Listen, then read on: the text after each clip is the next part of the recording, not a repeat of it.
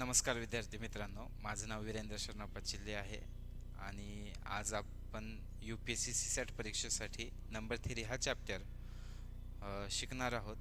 तत्पूर्वी माझी इच्छा आहे तुम्ही सगळ्यांनी हा यू पी एस सीचा पी वाय क्यू पाहून घ्यायचा आहे आणि फक्त तुम्हाला हा प्रश्न पाहून काय वाटतंय, म्हणजे सोपा प्रश्न आहे की अवघड प्रश्न आहे की काय थॉट प्रोसेस वापरली पाहिजे जेणेकरून हा प्रश्न तुम्हाला सॉल्व्ह होईल. याच्या अगोदर कोणी सी सॅटचे पाहिलेत का प्रश्न कसे आहेत? ठीक आहे, हा प्रश्न सॉल्व्ह कसा होईल तुमचं काय विचार याच्यावर? एक 2 मिनिट देऊ तुम्हाला सॉल्व्ह करण्यासाठी. सॉल्व्ह करता येईल हा प्रश्न? ठीक आहे. आज आपण नंबर सिस्टीम या चॅप्टरला सुरू करणार हे चॅप्टर सुरू करणार आहोत. तर नंबर सिस्टीम परीक्षेच्या दृष्टिकोनातून सगळ्यात महत्त्वाचा चॅप्टर आहे, कारण यातून दरवर्षी 15 ते 20 प्रश्न हमखास यूपीएससी विचारते. यूपीएससीचा सगळ्यात आवडता चॅप्टर म्हणजे नंबर सिस्टीम आहे. ठीक आहे. तर मग नंबर सिस्टीम शिकताना आपण त्याचे 5 ते 6 भाग मी केलेले आहेत. तर पहिला भाग असा आहे, त्याच्यामध्ये मी काही तुम्हाला बेसिक डेफिनेशन, क्लासिफिकेशन शिकवणार आहे. काय बेसिक डेफिनेशन असतील त्याच्यामध्ये, class different types of number systems, different types of numbers, place value, expansion of number असेल आणि म्हणजे natural number, different types of नंबरमध्ये नॅचरल नंबर आणि अजून एक 2-4 डेफिनेशन असतील. कोणत्या? परफेक्ट स्क्वेअर म्हणजे काय, परफेक्ट क्यूब म्हणजे काय, परफेक्ट प्रॉपर फ्रॅक्शन म्हणजे काय, इम्प्रॉपर फ्रॅक्शन म्हणजे काय, आणि तिसरी गोष्ट सगळ्यात शेवटी म्हणजे मिक्स्ड फ्रॅक्शन कोणते कोणते आहेत. ठीक आहे. तर त्याच्यामध्ये बेसिक डेफिनेशन पहिल्यांदा सुरू आपण पाहणार आहोत. त्याच्यानंतर फॅक्टर्स म्हणजे काय पाहणार आहोत. फॅक्टर्सवरचे पी वाय क्यू आपण सॉल्व्ह करणार आहोत. मग तिसरी गोष्ट आहे रिमाइंडर थेरम. याच्यावरून दरवर्षी यूपीएससी मध्ये एक तरी प्रश्न विचारतेस यूपीएससी.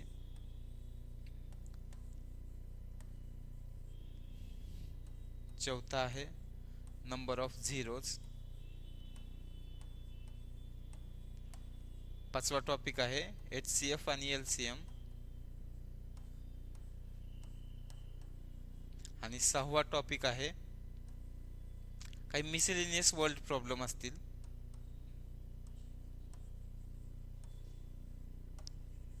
हे आपल्याला या चॅप्टर मध्ये शिकायचं आहे. ठीक आहे. मग बेसिक डेफिनेशन मध्ये काय येईल आपल्याला? तर बेसिक डेफिनेशन मध्ये आपण परत त्याचे 4 वेगवेगळे भाग पाडणार आहोत. पहिला आहे different types of number system.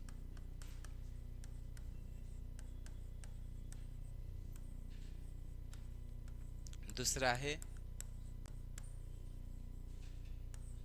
Place value expansion of number.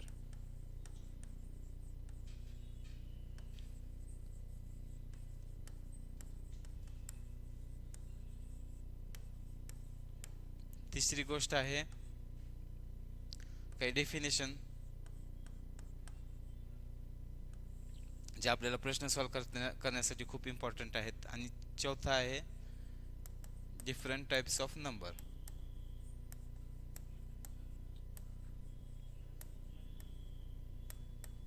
ठीक आहे. Different types of number system मध्ये कोणत्या कोणत्या, म्हणजे याच्यावर यूपीएससी प्रश्न नाही विचारत डिफरंट टाइप्स ऑफ नंबर कोणते कोणते आहेत किंवा डेसिमल म्हणजे काय, पण प्रश्न सॉल्व्ह करताना तुम्हाला याही गोष्टी माहितीच पाहिजेत. डेसिमल म्हणजे काय, हेक्साडेसिमल म्हणजे काय, ऑक्टल म्हणजे काय. हे एक नंबर सिस्टीमच आहे आणि एक बायनरी नंबर सिस्टीम आहे. बायनरी डेसिमल मध्ये आपण कोणते कोणते सिम्बॉल्स यूज करतो? डेसिमल मध्ये 0 यूज करतो, 1 यूज करतो, 2 यूज करतो, 3 यूज करतो, 4 यूज करतो. कोणते? अप टू 9 पर्यंत आपण डेसिमल यूज करतो. ठीक आहे. हेक्साडेसिमल मध्ये 0 पासून 9 पर्यंत यूज करतोच. पुढे काय A B C D E F हे पण आपण वापरतो.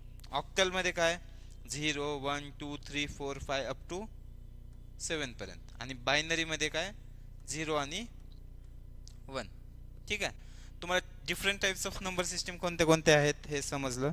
आता आपल्याला याच्यामध्ये हे तुमच्यासाठी काहीच महत्त्वाचे नाही, तर हे फक्त तुम्हाला माहिती असणं महत्त्वाचं आहे की असं काहीतरी असतंय. पुढे आपण बघितलं डेसिमलमध्ये आपण 0 1 2 3 4 5 9 अप टू 9 हे आपण सिम्बॉल्स यूज करतो. ठीक आहे, आय होप तुम्हाला हे सगळं समजलं असलं. आता आपण place value and expansion of number काय हे आपण पाहणार आहोत. ठीक आहे, तुम्हाला या नंबरचं एक्सपान्शन करता येईल का? त्याच्या अगोदर 24चं एक्सपान्शन करता येईल का तुम्हाला? 24चं एक्सपान्शन कसं? 20 अधिक 4 लिहू शकतो मी, बरोबर. 20ला कसं 2 गुणिले 10 अधिक 4 गुणिले 1 लिहू शकतो. इथपर्यंत काय अडचण आहे? नाही. मग मी याला कसं लिहिणार? किती? 10,000 अधिक 1,000 अधिक 100 अधिक 10 अधिक 1. ठीक आहे, इथपर्यंत यात काय अडचण आहे? मग हे कसं लिहू नंबर मी? 7,000 अधिक 300 अधिक 90 अधिक ए. चालतंय. 7,000ला मी कसं लिहू शकतो? 7 गुणिले 1,000 अधिक 3 गुणिले 100 अधिक 9 गुणिले 10 अधिक 1 गुणिले ए गुणिले 1. मग जो 1 ला गुणाकार होणार आहे तो काय? जो 1 सोबत मल्टिप्लाय होणार आहे तो नंबर म्हणजे युनिट डिजिट. ठीक आहे, जो 10 सोबत मल्टिप्लाय होणार आहे तो म्हणजे 10th प्लेसवाला. जो 100 सोबत जो मल्टिप्लाय होणार आहे इथे 3 आहे तो काय? 100 डिजिट. आणि जो 1000 सोबत मल्टिप्लाय होणार आहे तो 1000 डिजिट. ठीक आहे, हे समजलं. सिमिलरली तुम्हाला याचं पण एक्सपान्शन करता येईल, याचं एक्सपान्शन करता येईल. मी याचं लिहितो ए गुणिले 1,000 अधिक बी गुणिले 100 अधिक ए गुणिले 10 अधिक बी गुणिले 1 असं लिहू शकतो मी, बरोबर. मग याला बघा आणि याला बघा, या दोघातून कॉमन काय निघाल? 10 ए निघेल कॉमन. ठीक आहे, मग ब्रॅकेटमध्ये काय राहते? 101. ठीक आहे, असं समजत नसेल तर मी तुम्हाला पूर्ण लिहून दाखवतो. 100 हे इथं 100 राहतं ना, 10 इथून निघून गेला आणि ए पण निघून गेलं. इथून 10 निघून गेलं, ए निघून गेलं म्हणजे किती राहणार? ए. सिमिलरली या दोघांना जर बघितलं आपण, याच्यातून काय निघते कॉमन? बी निघते कॉमन फक्त. आणि ब्रॅकेटमध्ये काय राहते? 100 अधिक 1. मग मी असं लिहूच शकतो याला 10 ए अधिक बी याचा गुणाकार 101. इथून 101 आणि इथून 101 मी कॉमन काढलं. ठीक आहे, आता आपण याला बघणार आहोत. हे तुमच्यासाठी होमवर्क आहे. ठीक आहे,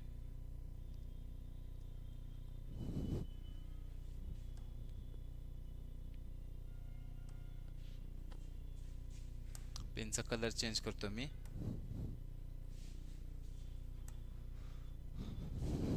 सातवा प्रश्न काय होता? ए बी सी आणि ए बी सी ला एक्सपांड करायचं होतं आपल्याला. मग कसं लिहू मी? ए गुणिले 1,00,000 ना, का 10,000? ठीक आहे, प्लस बी गुणिले 10,000 प्लस सी गुणिले 1,000 प्लस परत ए गुणिले किती? 100 प्लस बी गुणिले 10 प्लस सी गुणिले 1. इथपर्यंत काय अडचण कोणाला? आता या दोघांकडे ऑब्झर्व करा, काय कॉमन निघतंय? ए गुणिले 100. ब्रॅकेटमध्ये काय राहतंय? इथे 1,000 खाली 1. इथून काय निघतंय कॉमन, बी गुणिले 10, ब्रॅकेटमध्ये काय राहते 1000 अधिक 1. सिमिलरली इथून काय निघते कॉमन, फक्त सी निघते, ब्रॅकेटमध्ये 1000 अधिक 1.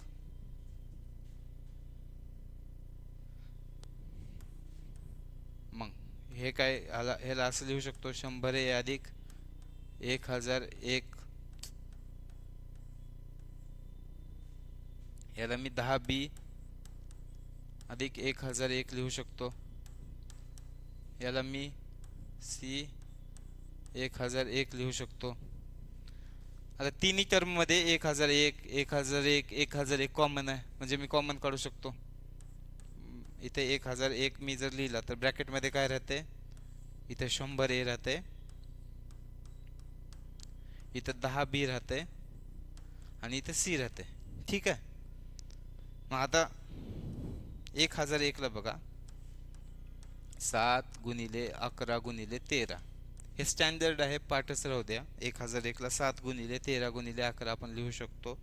आणि ब्रॅकेट मध्ये काय राहते 100A अधिक 10B अधिक C.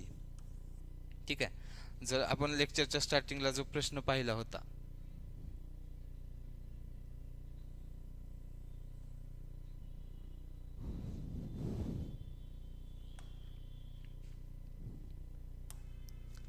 ठीक आहे, XYZ या फॉर्म मध्ये नंबर होता, त्याला आपण म्हणजे तिथे एक्सपान्शन करताना ABC घेतलं होतं. इथं काय आहे XYZ. मग XYZ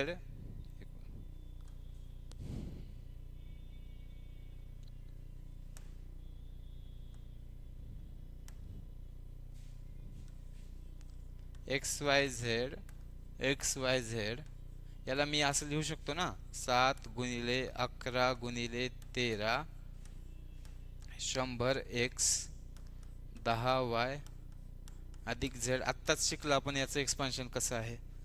मग XYZ हा कशाचा मल्टिपल आहे, 7 गुणिले 11 गुणिले 13 चा मल्टिपल आहे. म्हणजे हा कशानं, इथं काय डिव्हिजिबल कशानं असला पाहिजे, मग 7 न पण डिव्हिजिबल झाला पाहिजे, 11 न पण डिव्हिजिबल झाला पाहिजे आणि 13 न पण डिव्हिजिबल झाला पाहिजे. म्हणजे ऑप्शन कोणता आहे आपल्याकडे, ऑप्शन डी. बरोबर. हा समजला प्रश्न तुम्हाला. ठीक आहे. अशाच पद्धतीने अजून एक प्रश्न आहे जो एक्सपान्शनवर. हा प्रश्न वाचा सगळ्यांनी आता. हा पण एक्सपान्शनच सॉल्व्ह होणारा प्रश्न आहे. तुमच्याकडे 1.5 मिनिट आहे हा प्रश्न सॉल्व्ह करण्यासाठी.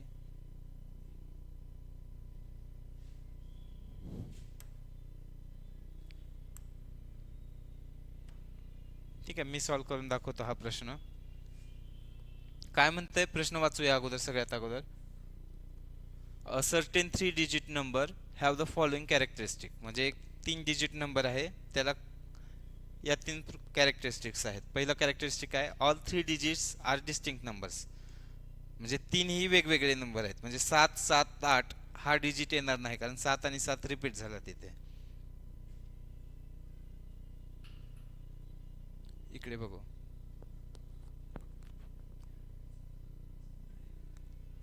मग all 3 digits numbers are distinct. आणि दुसरं काय दिले, the number is divisible by 7. आणि त्याचा जर रिव्हर्स घेतला तो पण काय आहे, डिव्हिजिबल आहे.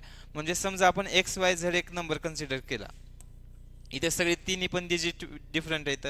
बरोबर. X डिफरंट आहे, Y डिफरंट आहे आणि Z डिफरंट आहे. आणि मग याचा रिव्हर्स काय येणार, ZYX. बरोबर. XYZ हा पण 7 न डिव्हिजिबल आहे आणि ZYX हा पण काय दिलाय, 7 न डिव्हिजिबल दिलाय. या तिन्ही कंडिशन सॅटिस्फाय करतोय हा नंबर. मग आता एक तुम्ही कोणत्याही एक नंबर मला सांगा जो 7 न डिवाइड होतो. 2 नंबर सांगा. तसं 2 असे नंबर सांगा जे 7 न डिवाइड होतात.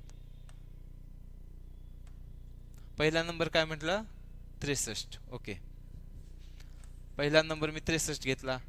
दुसरा नंबर काय, 14. ठीक आहे. ठीक आहे ना. मग 13 मधून 4 गेले 9, कॅरी 1. 6 मधून 2 गेले 4. हा नंबर 7 चा मल्टिपल होता, हा नंबर पण 7चा मल्टिपल आहे, दोघांचं सबट्रॅक्शन केलं हा परत नंबर काय आला 7चा मल्टिपल आला. म्हणजे एक्स वाय झेड हा 7चा मल्टिपल आहे, झेड वाय एक्स हा 7चा मल्टिपल आहे, आणि जो नवीन नंबर येणार आहे तो पण काहीतरी 7चा मल्टिपल असला पाहिजे, बरोबर.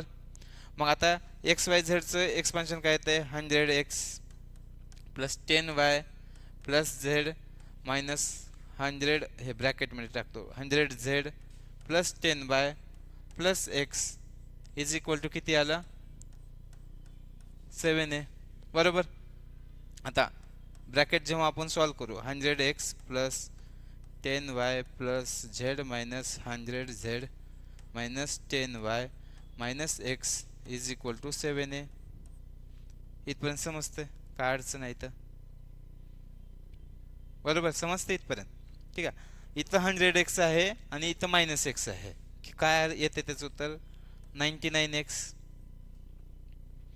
इथे 10y आहे, इथं मायनस 10y म्हणजे कॅन्सल होऊन झालं. इथं प्लस झेड आहे, इथं मायनस 100z आहे, म्हणजे किती येते मायनस 99z. हे काय आलं 7चं मल्टिपल आलं,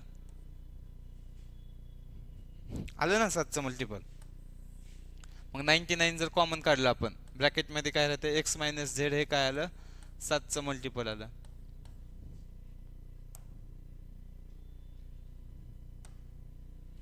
एक्स मायनस झेड काय आलं 7चं मल्टिपल आलं.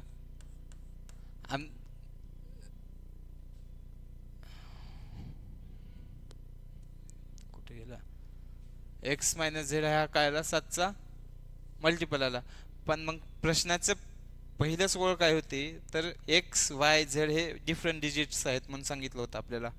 मग एक्स आणि झेड काय असू शकतात 1 2 3 4 5 6 7 8 9 आणि त्याच्यामध्ये 0 पण असू शकतात. ठीक आहे, मग आता आपण काय करणार एक्स साठी काहीतरी व्हॅल्यू कन्सिडर करणार. एक्स साठी समजा मी 9 घेतलं तर वाय झेड साठी व्हॅल्यू काय येणार माझी, म्हणजे झेड साठी अशी व्हॅल्यू घेतली पाहिजे जेणेकरून एक्स मायनस झेड हा काय झाला पाहिजे 7चा मल्टिपल झाला पाहिजे. मग इथं 0 घेतलो 9 मायनस 0 9 होईल, तो 7चा मल्टिपल आहे का नाही. मग इथं मला काय घ्यावं लागेल 2 जर घेतलं मी 9 मधून 2 गेले किती आले 7, 7 हा 7चा मल्टिपल आहे का ते आहे. ठीक आहे, मग similarly X is equal to 8 जर घेतलं तर झेड माझ्याकडे काय येईल 1 येईल. मग एक्स इज इक्वल टू जर मी 7 घेतलं तर झेड इज इक्वल टू 0, ही कंडिशन हे बरोबर आहे का, हे मी घेऊ शकतो का, बरोबर नाही घेऊ शकत. मी का घेऊ शकत नाही, हे समजा माझ्याकडे काय नंबर आहे एक्स वाय झेड हा नंबर आहे. मग एक्स इज इक्वल टू मी 7 घेतलं, वायला वाय ठेवलं, झेड इज इक्वल टू 0 हा 3 डिजिट नंबर आला. पण याचा जर रिव्हर्स केला मी 0y7 हा 3 डिजिट नंबर आहे का तर नाही, बरोबर. म्हणून ही कंडिशन सॅटिस्फाय होत नाही. मग आपल्याकडे किती आले पॉसिबल नंबर, हे एक आलं कंडिशन, ही एक, दोन कंडिशनच आल्या ना. मग आता या प्रश्नाचं उत्तर काय सांगता येईल मग आपल्याला, how many such 3 digits number are there. Condition किती वेळेस सॅटिस्फाय झाली 2 वेळेस. मग ऑप्शन कोणतं ऑप्शन ए, इथे एकच वेळेस उत्तर, इथेच दिसते उत्तर फक्त. ठीक आहे, हे समजते सगळ्यांना, आय होप हे सगळ्यांना क्लिअर आहे. हा एक प्रश्न आहे तुम्ही होमवर्कसाठी करा, सोपाच प्रश्न आहे तो. ठीक आहे, आता ह्याच्यानंतर आपण अजून ह्या 5 डेफिनेशन समजून घेणार आहोत. आता नेक्स्ट टॉपिकवर जातोय आपण, तो टॉपिक संपला एक्सपान्शन ऑफ अ नंबर. आता हे न्यू टॉपिक आहेत. न्यू टॉपिक सुरू करण्याच्या अगोदर एक 4-5 डेफिनेशन समजणं खूप महत्त्वाचं आहे, कारण प्रश्नामध्ये या डेफिनेशनचा वापर होतो. पहिलं डेफिनेशन काय आपल्याकडे परफेक्ट स्क्वेअर. परफेक्ट स्क्वेअरची डेफिनेशन कोणाला सांगता येईल, परफेक्ट स्क्वेअर काय असतो, असा एक नंबर असतो सपोज त्याला मी म्हटलं n such that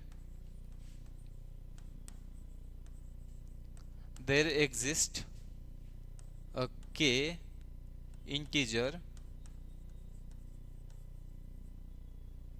such that k into k म्हणजेच k square is equal to n. म्हणजे असा एखादी तरी नंबर एक्झिस्ट झाला पाहिजे.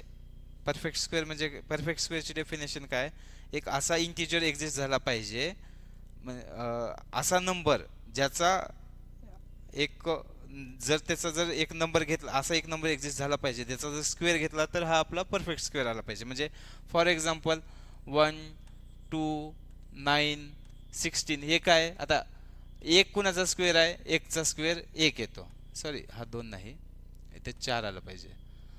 इथं 2चा स्क्वेअर किती येतो, 4 झाला, बरोबर.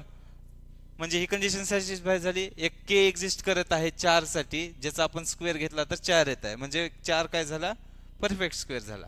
मग 64 काय, 8चा स्क्वेअर आहे ना, म्हणून 64 काय झाला, हा पण एक परफेक्ट स्क्वेअर झाला. सिमिलरली 625 हा काय झाला, एक परफेक्ट स्क्वेअर झाला, कारण 25चा वर्ग जर घेतला तर आपल्याला काय येते, 625 येते. सिमिलरली परफेक्ट क्यूबची काय डेफिनेशन असली पाहिजे, मग ठीक आहे, याच्यावरून सांगता येईल ना परफेक्ट क्यूबची डेफिनेशन काय, असा एक नंबर ज्याच्यासाठी एक इंटिजर एक्झिस्ट होईल, ज्याचा क्यूब जर घेतला तर आपल्याकडे काय, तो आपण कन्सिडर केलेला नंबर घेतला. मी एक्झाम्पलनं समजून सांगतो म्हणजे तुम्हाला जास्त समजेल. एक, ठीक आहे, एक हा नंबर घेतला, एकचा क्यूब घेतला तर मला एक येते, म्हणजे एक हा का झाला, परफेक्ट क्यूब झाला. समजा मी 8 घेतला आणि 2चा क्यूब घेतला, 2चा क्यूब किती येते, 8 येते, म्हणजे 8 काय झाला, परफेक्ट क्यूब झाला. आता मी काय घेतो, 27 घेतो. 27 परफेक्ट क्यूब आहे का, हो आहे, कारण 3चा जर क्यूब घेतला तर काय येणार आहे, मला 27 येणार आहे, म्हणजे 27 पण हा एक काय झाला, क्यूब झाला. मग हा नंबर क्यूब आहे, परफेक्ट क्यूब आहे का नाही ते चेक करा तुम्ही. आता आपण प्रॉपर फ्रॅक्शन काय असते ते समजून घेणार आहोत. प्रॉपर फ्रॅक्शन वरून तुम्हाला समजलं असं असेल काहीतरी ए अपॉन बी असेल, ठीक आहे. मग हे फ्रॅक्शन झाला, मग हे प्रॉपर कधी म्हणायचं आणि इम्प्रॉपर कधी म्हणायचं. प्रॉपर फ्रॅक्शन कधी म्हणायचं, जेव्हा ए इज स्ट्रिक्टली लेस दॅन बी, म्हणजे ए जो आहे तो बी पेक्षा काय असला पाहिजे, लहान असला पाहिजे. म्हणजे काय, याचं एक्झाम्पल सांगता येईल, 1/2 न्यूमरेटर जो आहे डिनॉमिनेटर पेक्षा स्ट्रिक्टली लेस दॅन आहे, हा प्रॉपर फ्रॅक्शन झाला. सिमिलरली 3/4, सिमिलरली 1/2 हा हे काय झाले, प्रॉपर फ्रॅक्शन झाले, कारण डिनॉमिनेटर इज लेस दॅन काय, denominator is greater than numerator. मग याच्याहून इम्प्रॉपर फ्रॅक्शनची डेफिनेशन सांगता येईल का तुम्हाला, तो पण एक फ्रॅक्शनच असेल, P/Q such that P is greater than or equal to Q. मग याचे एक्झाम्पल काय होतील, 3/2, 4/3, 8/3, म्हणजे न्यूमरेटर जो आहे डिनॉमिनेटर पेक्षा मोठा आला. मग 6 हा जो नंबर आहे तो काय आहे, प्रॉपर फ्रॅक्शन आहे की इम्प्रॉपर फ्रॅक्शन आहे. 6च्या खाली 6 म्हणजे काय, 6/1 आहे. मग डिनॉमिनेटर काय, लहान आहे, डिनॉमिनेटर लहान कुठे आहे, इथं आहे, म्हणजे हा काय झाला, इम्प्रॉपर फ्रॅक्शन झाला. 6 काय आहे, इम्प्रॉपर फ्रॅक्शन. त्याच पद्धतीने मिक्स फ्रॅक्शन काय असणार आहे, मग मिक्स फ्रॅक्शन मध्ये एक होल नंबर असेल आणि काय असेल, प्रॉपर फ्रॅक्शन असेल.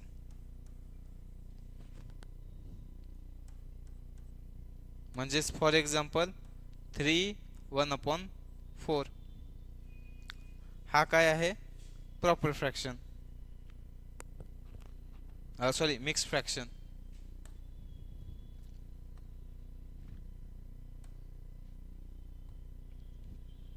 बरोबर, तो काय 3/1/4 काय आहे, मिक्स फ्रॅक्शन. मग याला सॉल्व कसं करणार आपण, याला जर फ्रॅक्शन मध्ये कन्वर्ट करा म्हटलं तर काय करणार, 4 × 3 + 1, हे माहिती सगळ्यांना, अपॉन 4. इथं जर A/B/C जर घेतलं, A/B/C जर घेतलं तर ह्याचं काय येणार, मग AC/B/AC + B/C. बरोबर. म्हणजे ह्या तुम्हाला 5 डेफिनेशन सगळ्यांना क्लिअर आहेत. ठीक आहे, आपण पुढे जाऊ शकतो का आता? इथपर्यंत समजलं असेल तर सांगा, म्हणजे आपण पुढे जाऊया.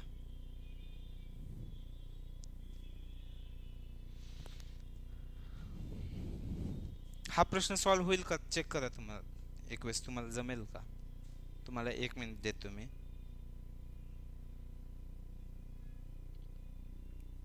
काय म्हणतोय प्रश्न? Let X be a positive number such that 7x plus 96 is divisible by x.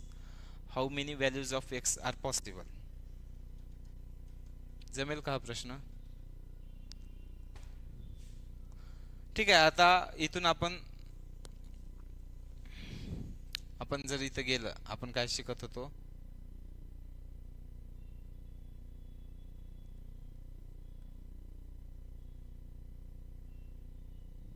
आपण बेसिक्स मध्ये होतो.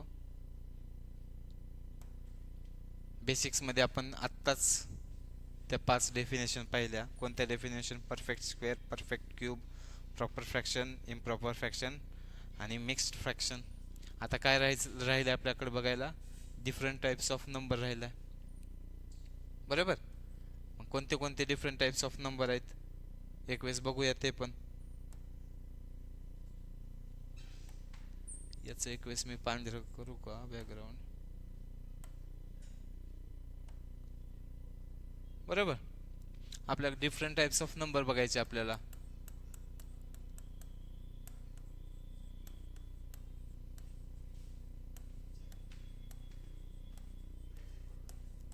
तर पहिला टाइप काय आपल्याकडे? Natural number. दुसरा काय? Whole number. तिसरा काय? इंटिजर्स. चौथा काय आहे? Rational numbers. आणि पाचवा पार्ट कोणता आहे? Irrational numbers. मग नॅचरल नंबर मध्ये परत नॅचरल नंबर काय असतात? 1 2 3 4 5 6 हे काय आहेत? नॅचरल नंबर्स आहेत. मग होल नंबर्स काय? त्याच्यामध्ये 0 ऍड केलं की झालं, होल नंबर्स आले. इंटिजर्स काय असते? तर त्याच्यात मायनस ऍड केलं की झालं, इंटिजर्स आले.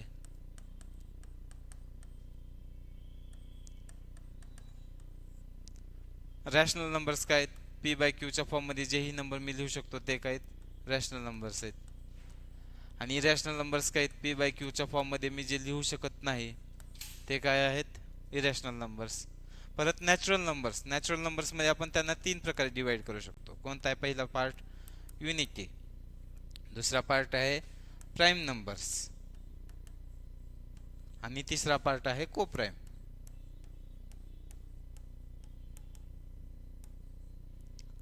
ठीक आहे. मग युनिटी काय? नंबर 1 आहे तो तो काय आहे? युनिटी आहे. मग प्राइम आणि को प्राइम. प्राइमची डेफिनेशन सांगता येईल का? आणि को प्राइमची डेफिनेशन सांगता येईल का? हा, बरोबर. प्राइम काय आहे? असा नंबर ज्याचा फॅक्टर तो आणि 1 आहे. म्हणजे असा नंबर, सपोज मी ए घेतला, मग याचे फॅक्टर्स काय आले पाहिजे? तर 1 किंवा एच आला पाहिजे. फॅक्टर म्हणजे काय? तर असा नंबर, नॅचरल नंबर ज्याने या ए कोणत्याही नंबरला डिवाइड जातो तो काय? फॅक्टर. मग ए ला कशानं डिवाइड झालं पाहिजे? फक्त ए न किंवा 1 न किंवा ए न. म्हणजे प्राइम कोणते कोणते आले? 2 3 5 7. आता या सगळ्या नंबरला जर पाहिलं आपण, जर फक्त 2 ला 1 न आणि 2 न डिवाइड जातं.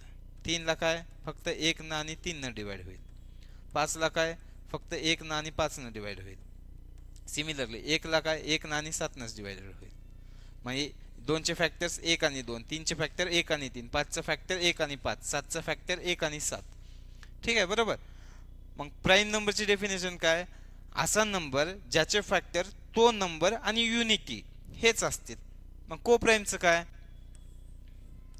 असा नंबर ज्याचे फॅक्टर तो तर नंबर असणारच आहे, 1 पण असणारच आहे, या दोघांना सोडून अजून एक फॅक्टर असलाच पाहिजे.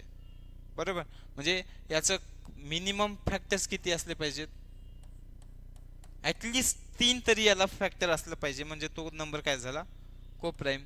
म्हणजे समजा 4 जर घेतला, याचा फॅक्टर कोणता कोणता येईल?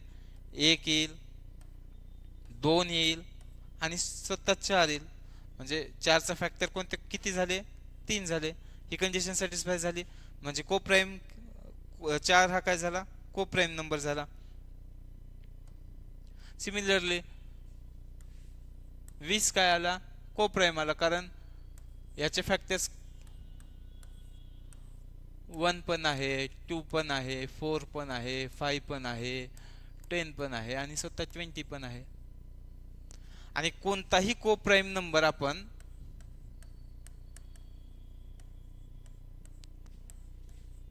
प्राईम नंबरच्या पॉवर मध्ये रिप्रेझेंट करू शकतो. ठीक आहे. मग त्यालाच आपण काय म्हणतो? फॅक्टरायझेशन.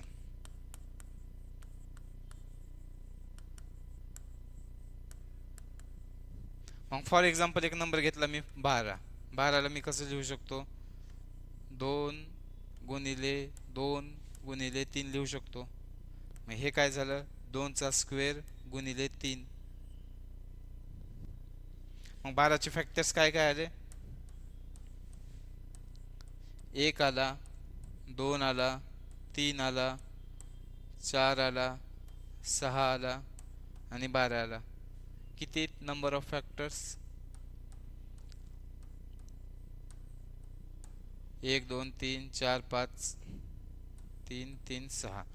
काळजी नका करू, मी हे नंबर ऑफ फॅक्टर्स इझी पद्धतीने, म्हणजे हे पूर्ण न लिहिता कसं तुम्ही डायरेक्टली फॉर्म्युल्यानं काढू शकता ते सांगणारच आहे. त्याच्या अगोदर फक्त एक थेअरी डेव्हलप करण्यासाठी आपण बघणार आहोत. 36 चे फॅक्टर्स किती आहेत? 36 म्हणजे 6चा स्क्वेअर, म्हणजे 2 गुणिले 3 चा स्क्वेअर, म्हणजे 2चा स्क्वेअर गुणिले 3चा स्क्वेअर. बरोबर. याचे नंबर ऑफ फॅक्टर्स काढताना आपण काय काय कसं बघायचं? इथे बघा, 2 आणि 3 प्राईम नंबर आहेत. 2चा पॉवर 2 आहे. मग काय करायचं? ही जी पॉवर आहे त्याच्यामध्ये +1 करायचं. इथं पॉवर किती आलं? 2 आहे आणि +1 केलं तर 3. इथे 3 आहे, मग इथला गुणिले लिहायचं. इथं 3 ची पॉवर किती आहे? 1 आहे. मग या पॉवर मध्ये अजून एक ऍड करायचा, 1 + 1 2. मग फॅक्टर्स किती येणार? 6. बरोबर. मग इथं काय येईल? तसंच नंबर ऑफ फॅक्टर्स साठी 2 ची पॉवर 2 आहे. बरोबर. 2 प्राईम नंबर आहे, त्याची पॉवर 2 आहे. मग 2 मध्ये अजून एक ऍड करायचा 3.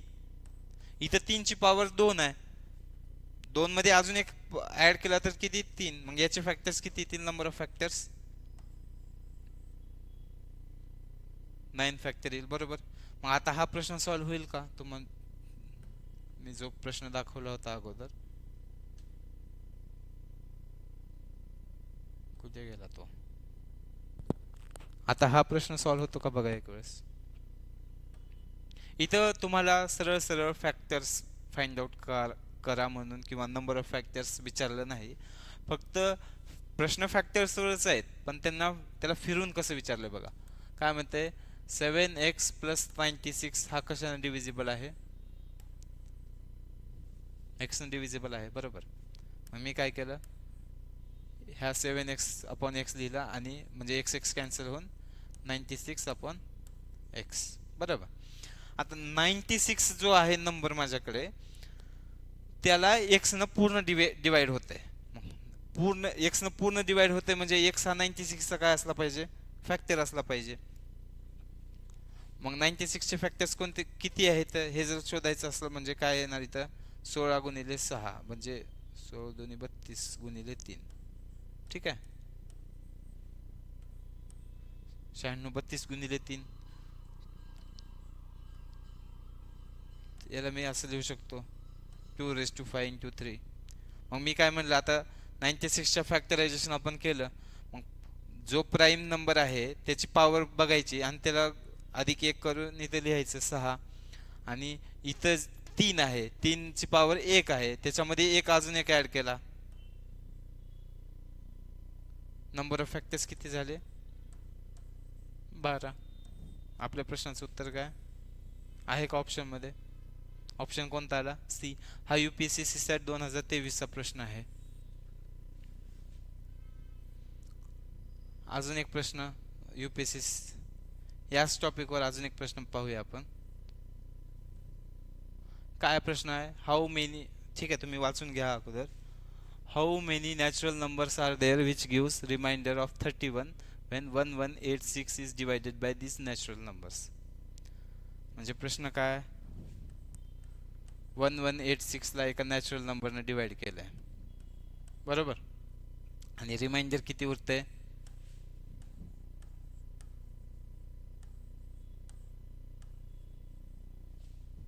मग त्यांचा प्रश्न काय आहे? असे किती नॅचरल नंबर असतील याची संख्या काढायची आहे. How many such natural numbers, हा प्रश्न आहे. या प्रश्नाच्या अगोदर मला तुम्हाला एक आपला गेम खेळायचा आहे. तर तुम्ही फक्त मला 5 divided by 4, 5 divided by 4 remainder किती येते ते सांगायचं आहे तुम्हाला. किती येते रिमाइंडर? 1. 6 डिवाइड बाय 4 रिमाइंडर किती येते? 2. 7 डिवाइड बाय 4 रिमाइंडर किती? 3. 8 डिवाइड बाय 4 रिमाइंडर किती? 0. ठीक आहे. मग 5 नंबर घ्या. 6 5 डिवाइड बाय 5 रिमाइंडर किती? 0. रिमाइंडर लिहितोय, 5 डिवाइड बाय 5 नाही लिहित मी. 6 divide by 5 1. 7 divided by 5 remainder किती? 2. 8 divided by 5 remainder 3. 9 divided by 5 remainder 4 आणि 10 डिवाइडेड बाय 5 रिमाइंडर किती? 0. जर इथे नीट आपण ऑब्झर्व केलं, जेव्हा आपण 4 न डिवाइड करतो रिमाइंडर मॅक्सिमम कुठेपर्यंत जातो? 3 पर्यंत जातो. इथे जर आपण 5 ने डिवाइड केलं रिमाइंडर मॅक्सिमम कितीपर्यंत जातो? 4 पर्यंत जातो. मग जर समजा आपण 8 ने डिवाइड केलं कोणत्या नंबरला, तर रिमाइंडर कुठेपर्यंत गेला पाहिजे? 7 पर्यंतच गेला पाहिजे, बरोबर. ठीक आहे, ही कन्सेप्ट समजली तुम्हाला सगळ्यांना? मग आता घ्या हा प्रश्न सॉल्व्ह करायला. काय म्हणते? 1186 ला एक नॅचरल नंबर आपण डिवाइड केला, रिमाइंडर 31 आला पाहिजे. म्हणजे हा नॅचरल नंबर आत्ताच्या ज्या कन्सेप्टवरून आपण जर नॅचरल नंबर, हा जो नॅचरल नंबर आहे तो 31 पेक्षा मोठाच असला पाहिजे ना. हे क्लिअर आहे का? आत्ता आपण जर बघितलं, हे बघा, 4 जर खाली डिवाइडला असेल तर मॅक्सिमम रिमाइंडर 3 असेल. आपल्याला मॅक्सिमम रिमाइंडर 31 आहे त्या प्रश्नामध्ये. मग डिवाइडला जो असणार आहे तो नंबर 31 पेक्षा मोठा असला पाहिजे ना. म्हणजे तो नॅचरल नंबर नॅचरली 31 पेक्षा मोठा आला पाहिजे, बरोबर. मग रिमाइंडर किती आहे? 31 आहे. मग 1186 मायनस 31 जर घेतलं मी, किती येते? 1155. याला पूर्ण डिवाइड झालं पाहिजे या नॅचरल नंबरने, बरोबर.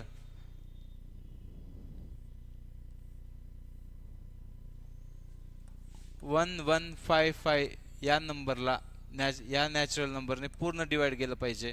इथपर्यंत काय अडचण आहे कुणाला? मग 1155 याला 5 याचे फॅक्टर, म्हणजे n हा 1155 चा काय असला पाहिजे? फॅक्टर असला पाहिजे.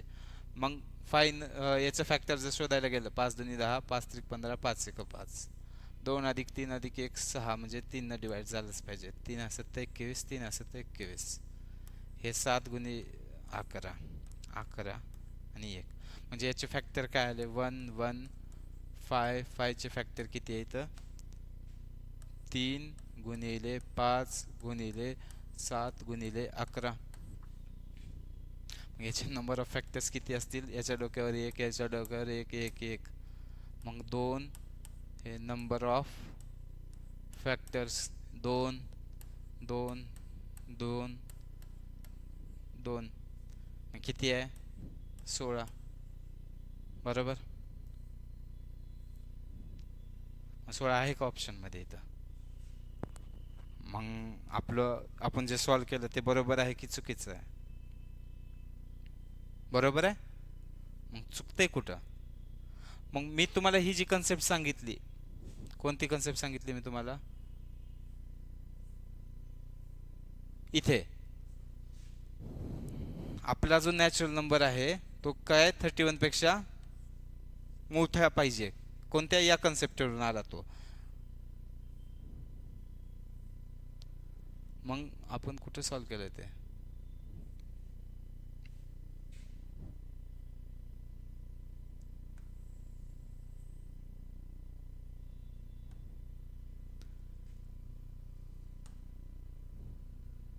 मग इथं बघा, आपण जे इथं फॅक्टर्स काढले तर 3 पण फॅक्टर काढलाय, 5 पण फॅक्टर काढलाय, 7 पण फॅक्टर काढलाय आणि 11 पण फॅक्टर काढलाय आणि 1 तर असणारच आहे सगळ्यांचं फॅक्टर.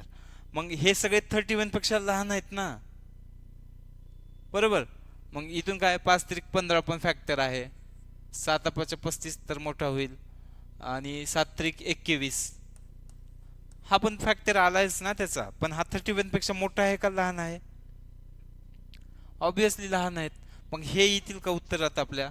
मग किती कट होतील? 1 2 3 3 6 आणि 1 7 बरोबर.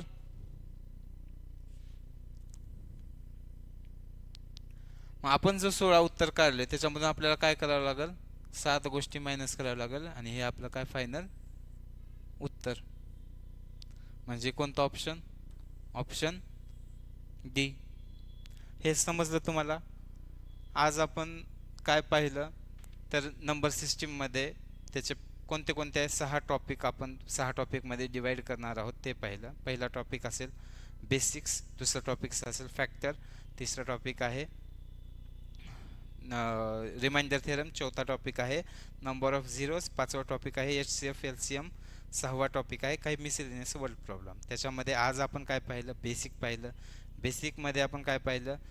Different types of number system पाहिलं, डिफरंट टाइप्स ऑफ नंबर्स पाहिलं,